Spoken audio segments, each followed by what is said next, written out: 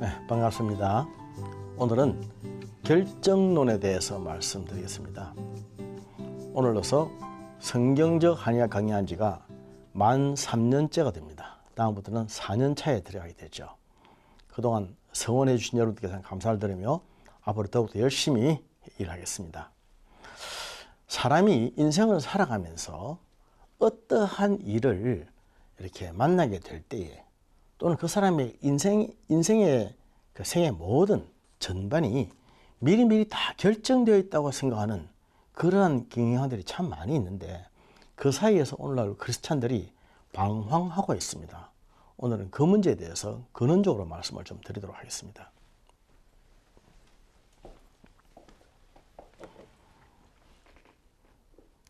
얼마 전에 제가 아는 한 분이 예배 시간에 기도 순서를 맡았는데 그분이 깜빡 잊고 예배에 참석하지 못했습니다.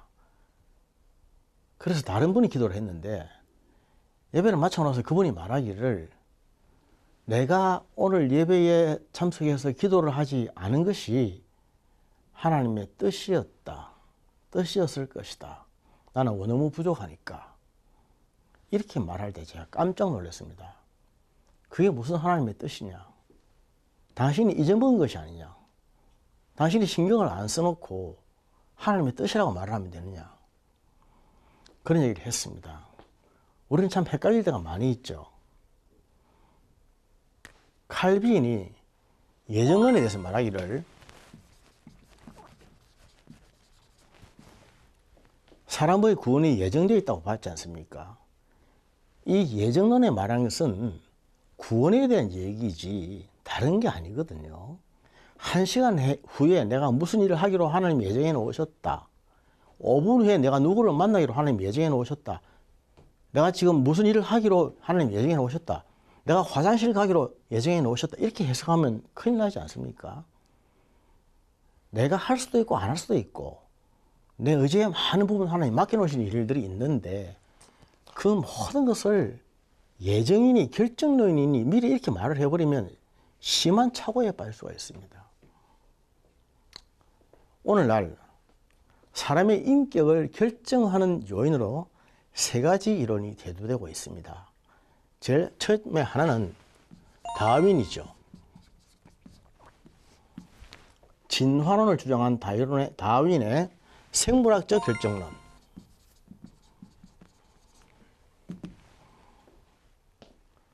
사람의 유전 인자가 그 사람의 인격을 미리 결정한다는 것입니다.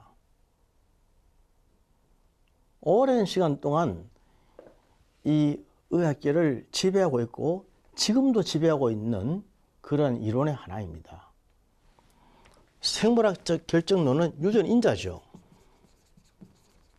다시 말해서 유전적인 소인이 그 사람의 인생을 결정한다. 인격을 결정한다. 이런 얘기입니다. 한의학적으로 볼 때는 체질이죠. 체질적 소인이 타고난 체질적 소인 때문에 나의 인생이 이미 결정되어져 있다. 이런 겁니다. 나의 성품, 성격, 인격이 이렇게 결정되어져 있다. 그러니까 나는 그렇게 갈 수밖에 없다. 그렇게 가게 되어 있다. 되어져 있다. 결정되어져 있다. 결국 이것을 운명론적으로 받아들이는 겁니다. 사실 많이 있지 않습니까? 혈액형. 나는 이런 혈액형이니까 이런 성품, 이런 인격을 가진 사람이야. 나는 그렇게 되어 있어. 그렇게 만들어졌어. 나의 의사와는 상관없이 태어나면서부터 그렇게 이미 결정이 되어져 있어. 이런 생각들이 상당히 과학적인 근거를 가지고 팽배해 있습니다. 한때 우리는 다윈의 생물학적 결정론이 전부 다인 줄 알았습니다. 그 다음에 프로이드 심리학적 결정론. 이 심리학적 결정론은 부모의 양육 태도입니다. 부모의 양육 태도에 의해서 어린 아이들의 인격이 결정된다. 인생이 결정된다. 우리도 어릴 때 이렇게 배워왔고 지금도 이렇게 가르치고 있는 사람들이 참 많이 있습니다. 프로이드의 심리학적 결정론은 어릴 때 아이가 엄마의 젖을 빨았느냐 안 빨았느냐, 부모가 어떻게 했느냐, 부모의 사이가 나빴느냐 좋았느냐, 아버지에게서 어떤 한마디를 들었느냐 안 들었느냐, 이 한마디가 아이의 인생을 결정한다. 아주 무서운 이야기죠. 이렇게 하면서 심리학적 결정적인 소인이 한 사람의 인격과 성품, 인생을 미리 결정해서 이미 다 정해져 있다는 것입니다. 그러니 그렇게 갈 수밖에 없다고 그렇게 말하는 겁니다. 오늘날 많은 사람들이 특히 교회에서 내적 치유를 하면서 이 프로이드의 심리학적 결정론을 많이 이용을 합니다. 어릴 때 부모에게 상처받은 사람들, 부모에게 받은 아픔, 그것 때문에 지금 이러한 일이 생겼다. 트라우마. 이 트라우마, 치유되지 못한 트라우마, 이 아픔, 상처 때문에 이러한 일이 생겼다. 그 부모의 들은 일이 무엇인가 생각해 봐라. 아버지가 당신에게는 어떤 존재였으며 어머니가 당신에게는 어떤 존재였는지, 부모와의 관계는, 부모끼리의 사이는 어땠는지 한번 생각해 보라. 까마득히 잊었던 옛날 일, 지난 수십 년 전의 이야기들, 생각도 안 나는 이야기들을 자꾸만 생각나게 해가지고 이 모든 원인을 부모 탓에 돌리는 것입니다. 그래서 오늘날 내가 이렇게 있는 것은, 내가 이렇게 생각하고 이런 인격이 된 것은 부모 탓이다. 부모에 의해서 나 인격은 이미 결정되어졌다. 그러니 부모를 용서해라. 부모와 화해해라. 부모가 죽었으면 죽은 부모를 향해서 사과를 하고, 살아있으면 찾아가서 손을 잡고 한번 울어라. 부모와의 관계가 회복되어야 모든 문제가 해결된다. 심리학적으로 보는 결정론. 상당히 근거가 있지 않습니까? 상당히 그럴듯하죠. 상당히 긍정적이죠. 그래서 오늘날 많은 사람들이 프로이드의 심리학적 결정론에 매여 있습니다. 그래서 모든 부모들은 죄인입니다. 여러분, 저도 자식을 키워본 입장에서 부모가 최선의 노력을 다 한들 자식을 바로 키울 수 있습니까? 자식에게 퍼펙트하게 부모가 대할 수가 있나요? 때로는 부모도 화를 낼 수가 있고, 때로는 부모도 실수할 수가 있고, 하지 말아야 될 일을 할 수가 있고, 하지 말아야 될 행위를 할 수가 있고, 말을 할 수가 있고, 그렇지 않습니까? 사랑하는 자식이지만, 사랑은 하지만 사랑하는 방법이 서툴러서 사랑을 제대로 표현하지 못하는 그런 미숙한 부모가 얼마나 많습니까? 그러면 그런 부모의 미숙함 때문에 자식들이 모두 그렇게 병들고, 모두 아프고, 모두 인생이 삐뚤어지고, 모두 파괴가 되어야 되나요? 한 집안에서 똑같은 부모 밑에서 자란 다른 형제들이 각각 다르게 자라고 있는 것을 어떻게 설명하겠습니까?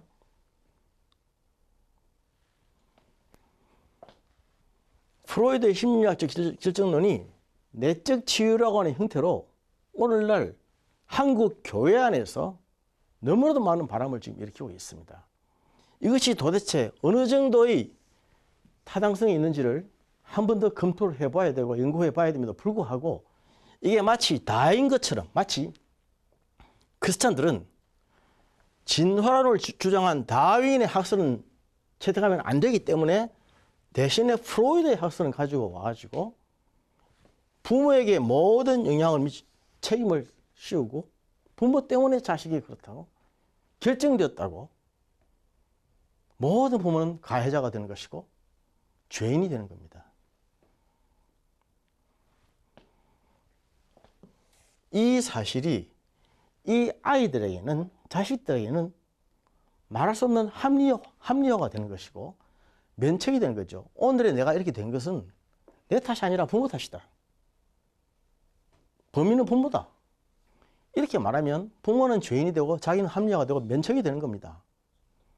이게 프로이드가 가르쳐 준 것인데 이 결정론이 상당 부분 오류가 있다고 하는 것이 지금 많이 증명이 되고 있음에도 불구하고 전공을 하지 않았고 여기에 대해서도 깊이 있게 공부를 하지 못한 많은 교회에서 이게 마치 다인 것처럼 이거를 주된 교재로 해서 가르치고 있는 안타까운 현실. 심지어 설교 석상에서도 모든 이 부모의 죄를 열거하면서 이것 때문에 이렇다고 하는 식으로 얘기한다면 많은 오류에 빠지게 됩니다. 그러나 그것이 현재 우리의 모습입니다. 잘못된 결정론. 또 하나 더 있죠. 막스의 사회적 결정론.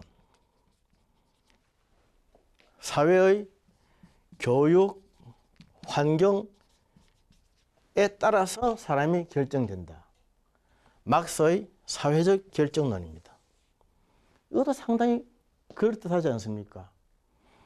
사람이 생물학적으로 어떻게 되었든 심리학적으로 어떻게 되었든 사회적으로 어떤 교육을 받았으며 어떤 환경에 있는가에 따라서 그 사람의 성품과 인격이 결정된다.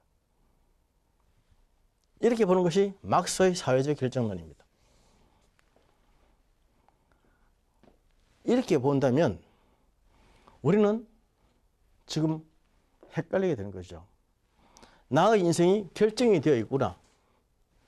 한의학에서 말하는 체질이라고 하는 것. 또 혈액형. 이런 것들 때문에 나의 성격도 결정이 되어 있고 나의 인생도 결정되어 있고 내가 앞으로 어떤 병을 자주 앓을지도 결정이 되어 있고 내가 얼마나 빨리 죽을지도 결정이 되어 있구나. 그렇게 생각을 한단 말입니다.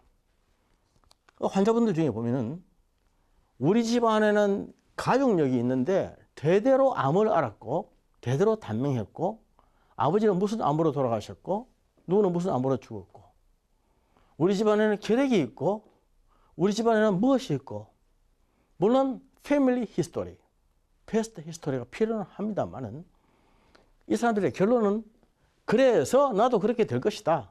그렇게 될 수밖에 없다. 왜? 체질이니까. 유전인자를 가지고 있으니까 그런 사고가 딱딱 고착이 되어 있어서 제일 먼저 저에게 묻는 것이 나는 무슨 체질입니까? 왜 물으십니까? 내가 무슨 체질인지 알아야 내가 무슨 병에 잘 걸릴 것이고 어떻게 대비해야 될 것인지 알 거 아닙니까? 많이 타능성이 있지만 우리가 알게 모르게 많은 이런 결정론에 매여 있다고 하는 것을 알게 됩니다. 삶이 과연 그런 존재입니까? 이게 말이죠와 결정론이지 다른 말로 하면 운명론이 됩니다.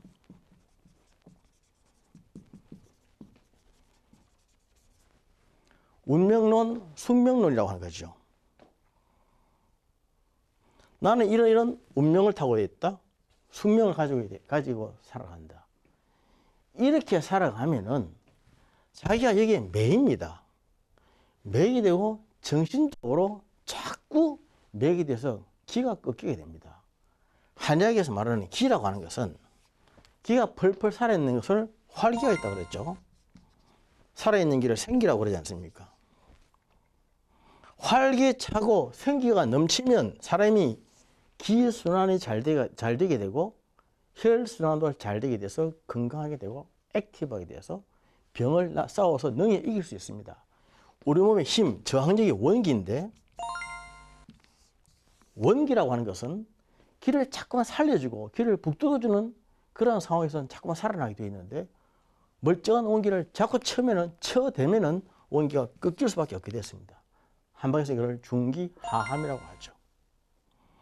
이런 운명론이나 숙명론을 우리가 말로는 하지 않지만 실제로는 그렇게 따르다 보면은 기가 자꾸 꺾이고 원기가 빠지고 활기와 생기가 처지고 사기가 자꾸 강해지는 거예요. 사기가 자꾸 더 심해지는 것입니다. 그래서 사람이 자꾸 피폐해지는 겁니다. 물론 이러한 이론들을 우리가 완전히 무시할 수 없습니다만은 저는 이것이 다가 아니라고 생각합니다. 한방 임상을 오래 하면서 내린 결론은 2대8의 원리죠. 소위 말하는 결정론은 이러한 게 8이란 말입니다. 이게 8. 80% 영향을 미친다. 각각 그렇게 주장하는 것입니다. 한 사람의 인격이나 성품, 인생에 있어서 이러한 소인이 80%의 영향을 미친다. 이 말입니다. 그러나 알고 보니 이것이 20%밖에 안 되더라는 거죠. 20%. 그 근거가 어디 있느냐? 제가 건강 120세를 얘기하면서 사람은 120살까지 사는 시대라고 얘기했습니다. 그래서 120세까지 사는 시대라 요새는 사람들이 젊게 살기 때문에 지금 내 나이에 0.7을 곱해야 우리 선대의 나이가 된다. 그렇게 말씀을 드렸죠. 그래서 지금 80세인 사람은 곱하기 0.7을 하면 56살. 지금 나이 60인 사람은 0.7을 하면 42살. 그래서 나이 60이 환갑잔치를 하지 않는 것은 옛날 나이로 치면 42세밖에 안 되기 때문에 새파랗게 젊은 사람이 무슨 환갑잔치를 하느냐. 그래서 요새 환갑잔치 하는 사람이 없지 않습니까? 오래 삽니다. 120시대입니다. 그런데 그렇게 살지 못하는 50%의 이유가 생활 습관이라고 그랬고, 기억하십니까? 25%의 이유가 생활 환경이라고 했습니다.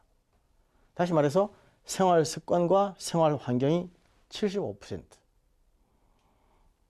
5%가 사고라고 그랬죠. 그리고 나머지 20%는 유전이거나 체질적인 이유라고 했습니다. 최근에 보고된 학계의 보고입니다. 유전이거나 체질적인 이유는 20%다. 우리는 유전이거나 체질적인 이유가 80%라고 생각을 해왔는데 실제로는 20%밖에 안 된다고 하는 것입니다. 다시 말해서 사고만 아니라면 생활 환경과 생활 습관에 따라서 생활 습관을 바꾸고 환경을 고치고 하면서 80%는 다르게 살 수 있다고 하는 것입니다. 이러한 내가 가지고 있는 여러 가지 소인들이 무시할 수 있는 것은 결코 아니지만 이런 가운데 살면서도 스스로 자기 자신의 생활 환경과 생활 습관을 고치고 바꾸고 변화시키면 얼마든지 회복되고 극복할 수 있다. 오버컴할 수 있다는 것이죠. 한의학에서 체질은 변하지 않습니다. 체질은 바뀌지 않습니다. 한 번 만들어진 체질은 변하지 않습니다. 죽을 때까지 그대로 가야 됩니다.